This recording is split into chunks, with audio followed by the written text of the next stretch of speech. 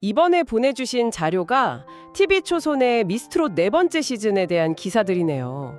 와, 이게 첫 방송도 하기 전인데 벌써부터 온라인이 들썩이는 걸 보면 이 프로그램이 가진 힘이 여전하구나 싶어요. 언뜻 보면 그냥 또 하나의 노래 경연 프로그램이 돌아오는구나 할 수 있는데 보내주신 MC 김성주 씨랑 마스터 장윤정 씨 인터뷰를 깊게 들여다보니까 이건 단순한 시즌4가 아니더라고요. 이건 마치 엄청난 성공을 거둔 왕이 자신의 왕좌를 지키기 위해 벌이는 아주 치밀하고 위험한 승부수? 그런 느낌이었습니다. 그 비유가 정말 딱 맞는 것 같아요. 왕의 딜레마라고 할 수 있죠. 아, 왕의 딜레마요. 네, 미스트롯은 그냥 오디션이 아니라 트롯 신드롬이라는 사회 현상을 만들어냈잖아요. 송가인, 양지은 같은 스타들을 배출하면서 하나의 제국을 건설한 셈인데 문제는 그 다음부터예요. 왕좌에 오르는 것보다 지키는 게 더 어렵다고들 하죠. 수많은 아류작들이 생겨나고 시청자들의 눈은 점점 높아지고 이런 상황에서 과거의 성공 공식만 반복하는 건 현상 유지가 아니라 퇴보거든요. 그렇죠. 그래서 기사에서 반복적으로 나오는 새 판짝이라는 말이 정말 중요합니다. 이건 그냥 마케팅용 수식어가 아니라 말 그대로 생존 전략인 셈이에요. 맞아요. 김성주 씨가 인터뷰에서 여전히 사랑해주시는 시청자들과 진을 향해 도전하는 참가자들이 있다는 사실이 대단하고 감사할 뿐이라고 말하는데 이게 그냥 겸손한 멘트가 아니라 그 무게감을 정말 절실히 느끼고 있다는 고백처럼 들리더라고요. 뭐랄까, 원조 맛집이라는 타이틀을 주는 자부심도 있지만 동시에 그 명성을 잃을지도 모른다는 엄청난 압박감이 느껴진달까요? 바로 그 압박감이 이번 시즌 모든 변화의 동력이라고 봐야 합니다. 아, 성공에 안주하는 순간 그 왕국은 무너지기 시작하니까요. 제작진은 그걸 누구보다 잘 알고 있는 거죠. 그래서 기사 전반에 흐르는 독해졌다, 치열해졌다는 분위기는 단순히 더 자극적인 쇼를 만들겠다 이런 의미를 넘어서는 겁니다. 이건 자신들의 역사를 뛰어넘기 위한 말 그대로 왕좌 수성전의 서막을 알리는 출사표 같은 거예요. 와, 왕자 수성전이라니. 그렇게 생각하니까 이 모든 변화들이 훨씬 더 흥미롭게 다가오네요. 그럼 그 수성전의 첫 번째 전략부터 한번 살펴볼까요? 왕자를 지키려면 일단 내부부터 단속해야 하는 법인데 가장 먼저 칼을 댄 곳이 바로 심사위원석, 즉 마스터 군단이더라고요. 네, 이게 이번 시즌의 가장 크고 또 대담한 승부수죠. 그런가요? 기사를 보면 임영웅 씨를 제외한 역대 미스터 트롯의 진들이 마스터석에 합류한다고 나와요. 진이라는 건 시즌 우승자를 말하는 거잖아요. 그중에서도 상징적인 인물, 이 모든 신드롬의 시작이었던 송가인 씨가 처음으로 마스터가 된다는 점. 이게 핵심입니다. 이건 단순히 심사위원 몇 명을 교체한 그런 수준의 변화가 아니에요. 그렇죠. 이건 마치 혁명으로 왕이 된 인물이 다음 세대 왕을 뽑는 자리에 앉는 거잖아요. 김성주 씨도 우승자를 뽑는 기준과 심사에도 변화의 기류가 느껴진다고 했는데 이건 정말 판의 근본이 흔들리는 변화라고 봐야겠네요. 참가자들 입장에서는 눈앞에 살아있는 전설, 자신들이 꿈꾸는 목표 그 자체를 앉혀놓고 심사를 받는 거니까요. 상상만 해도 숨이 막히는데요. 바로 그 지점입니다. 여기서 제작진의 진짜 의도가 드러나는 거예요. 기사에 언급된 선배 마스터 10명과 국민 마스터 10인의 균형, 이 구도가 그냥 나온 게 아니거든요. 이건 의도적으로 심사위원단 내부의 긴장과 갈등을 프로그래밍한 겁니다.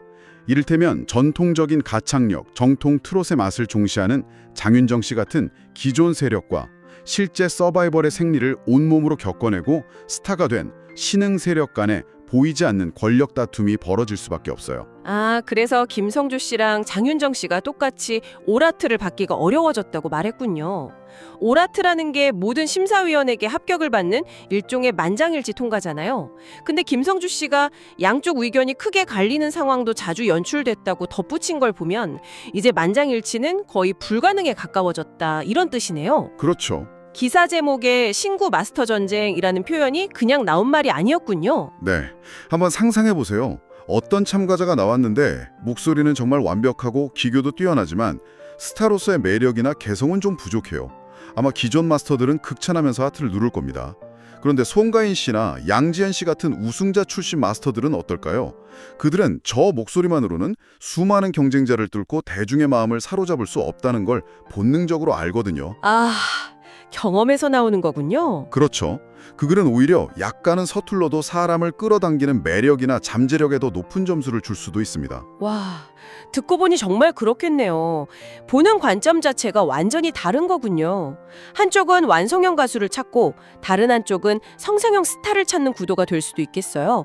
이건 단순히 취향 차이가 아니라 트로스타의 정의에 대한 일종의 철학의 차이처럼 보이는데요. 정확합니다. 그리고 그 철학의 충돌이 바로 이번 시즌의 핵심 드라마가 될 겁니다. 제작진은 시청자인 당신에게 질문을 던지는 거예요. 자, 두 가지 기준이 있습니다. 당신이 생각하는 진짜 스타는 어느 쪽입니까? 라고요. 우리는 단순히 참가자들의 무대를 보는 게 아니라 심사위원들이 벌이는 대리전을 통해 이 시대가 원하는 스타란 무엇인가에 대한 거대한 담론에 참여하게 되는 거죠. 정말 영리한 설계라고밖에 할 수 없어요. 와, 심사위원석에 이런 전쟁터를 만들어놨다니 제작진들이 정말 독하게 마음먹은 게 느껴지네요. 그럼 이렇게 내부 권력 구도를 흔들어 놓은 다음 두 번째 전략은 뭔가요? 왠지 이 혼란을 더 극대화할 장치를 마련해뒀을 것 같은데요. 당연하죠. 전쟁터가 만들어졌으면 그 전쟁을 더 예측 불가능하게 만들 전쟁의 규칙 자체를 비틀어야죠. 아, 규칙 자체를요? 네. 김성주 씨가 인터뷰에서 제작진들의 새로운 접근법이 눈에 띈다면서 치열한 경쟁을 위한 룰의 변화와 다양한 시도들이 이뤄질 것이라고 언급한 대목이 바로 그겁니다. 이건 단순히 라운드 방식이 좀 신선해졌다 이런 차원의 이야기가 아니에요. 이전 시즌들을 보면 사실 어느 정도 예측 가능한 흐름이 있었잖아요. 1대1 데스매치라던가 팀 미션이라던가. 그런데 이번엔 그런 익숙한 틀 자체를 깨버리겠다는 선언처럼 들리네요. 룰이 더 복잡하고 예측 불가능해졌다는 건 노래 실력 외에 다른 변수들이 훨씬 더 중요해졌다는 뜻이겠죠? 맞습니다. 더 큰 그림에서 보면 이건 수많은 오디션 프로그램에 익숙해진 시청자들의 허를 찌르기 위한 전략이에요. 기사에서 말하는 예상치 못한 전개와 반전은 바로 이 복잡해진 룰에서 터져나올 겁니다. 예를 들어 볼까요? 만약 가장 강력한 우승 후보 3명을 한 팀으로 묶어서 그중 한 명은 무조건 탈락시켜야 한다는 잔인한 룰이 생긴다면 어떨까요? 세상에 그건 너무 잔인한데요. 팬들 사이에서 난리가 날 것 같아요. 하지만 솔직히 너무 재밌을 것 같긴 하네요. 누가 누구를 떨어뜨릴지 그 안에서 어떤 정치와 드라마가 생겨날지 눈에 선합니다. 바로 그거죠. 혹은 모든 라운드 결과를 관객 투표 100%로 결정해버린다거나 이전 라운드 1등에게 다음 라운드 대진표를 짤 수 있는 막강한 권한을 준다거나 하는 식으로요. 와... 이렇게 되면 참가자들은 단순히 노래 연습만 해서는 안 됩니다. 매 라운드의 룰을 빠르게 파악하고 자신에게 유리한 전략을 짜고 때로는 다른 참가자와 연합하거나 경쟁해야 하는 고도의 정치력과 상황 판단 능력까지 요구받게 되는 거죠. 듣고 보니 이건 거의 노래로 하는 서바이벌 게임에 가깝네요. 그런데 여기서 한 가지 의문이 들어요. 그렇게 룰이 너무 복잡해지면 정작 중요한 노래 실력이 뒷전으로 밀려나는 부작용은 없을까요? 정말 노래를 잘하는 사람이 단지 룰에 적응을 못해서 어이없이 탈락할 수도 있잖아요. 시청자들이 그런 걸 납득할까요? 아주 중요한 질문입니다.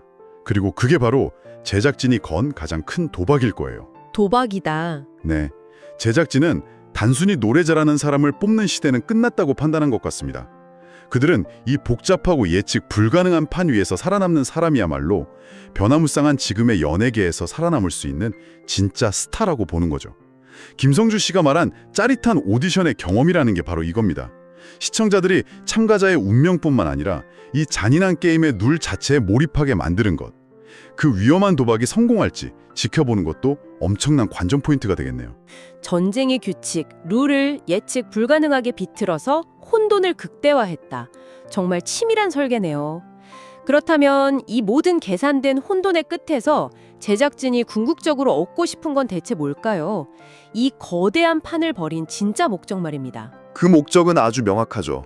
기사는 한층 독해진 여인 천하를 예고하고 있고요. 마스터 장윤정 씨의 한마디가 그 목적을 정확히 요약해줍니다.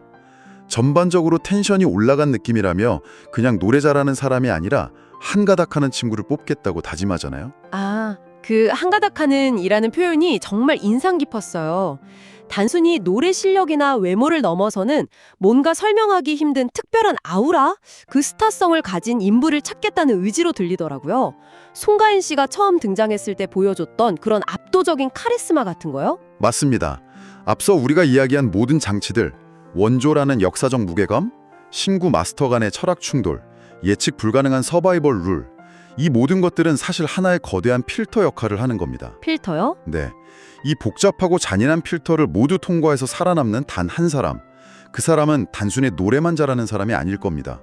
엄청난 압박감을 이겨낼 강한 정신력, 어떤 상황에서도 자기 페이스를 찾는 영리함, 그리고 심사위원단과 대중 모두를 사로잡을 수 있는 압도적인 매력까지 모두 갖춘 말 그대로 완성형 스타일 수밖에 없죠. 그렇군요. 결국 이 모든 혼돈과 경쟁은 보석, 원석을 찾는 게 아니라 아예 완벽하게 세공된 다이아몬드를 발굴해내기 위한 과정인 셈이네요.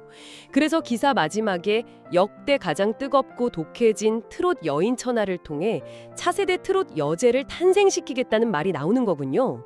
여왕도 아니고 여제라니 그 단어 선택에서부터 제작진의 야망이 느껴집니다. 그렇죠.